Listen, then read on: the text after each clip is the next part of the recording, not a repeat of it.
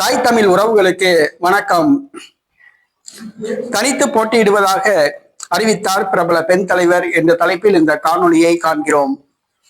தனித்து போட்டியிடுவதாக அறிவித்தார் பிரபல பெண் தலைவர் என்ற தலைப்பில் இந்த காணொலியை நாம் காண்கிறோம்.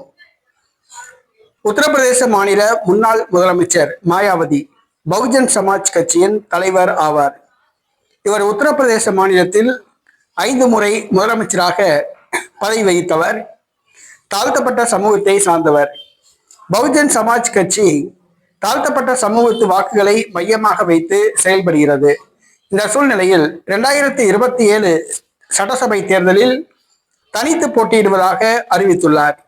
பிற சமூகத்து வாக்குகள் தங்களுடைய கட்சிக்கு கிடைக்கும் என்று உறுதி செய்யப்பட்டால் பிற கட்சிகளுடன் கூட்டணி அமைப்பது பற்றி பேசப்படும் என்று தெரிவித்துள்ளார்.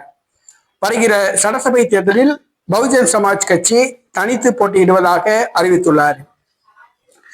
பகுஜன் சமாஜ் கட்சி ஏற்கனவே காங்கிரஸ், பாரதிய ஜனதா கட்சி, சமாஜ்வாடி ஜனதா கட்சி ஆகிய கட்சியோடு கூட்டணி அமைத்து தேர்தலை சந்தித்த கட்சி. தற்பொழுது பாஜக ஆட்சியில் உள்ளது. பாஜக ஆட்சியை வீழ்த்த வேண்டும் என்று சொன்னால் சமாஜ்வாடி ஜனதா கட்சி, காங்கிரஸ் கட்சி மற்றும் பகுஜன் சமாஜ் கட்சி மூன்றும் இணைந்தால்தான் வீழ்த்த முடியும். ஆனால் பகுஜன் சமாஜ் கட்சி தலைவி மாயாவதி அவர்கள் தனித்து போட்டியிடுவதாக அறிவித்திருப்பது பாரதிய ஜனதா கட்சி மீண்டும் ஆட்சி அமைக்கவே வழிவகுக்கும். எதிர்கட்சிகள் ஒன்றுபட்டால்தான் பாஜக ஆட்சியை வீழ்த்த முடியும். ஆனால் மாயாவதி தனித்து போட்டியிடுவதாக அறிவித்துள்ளார். இது எதிர்கட்சிகளுக்குள் குழப்பத்தை ஏற்படுத்தியுள்ளது.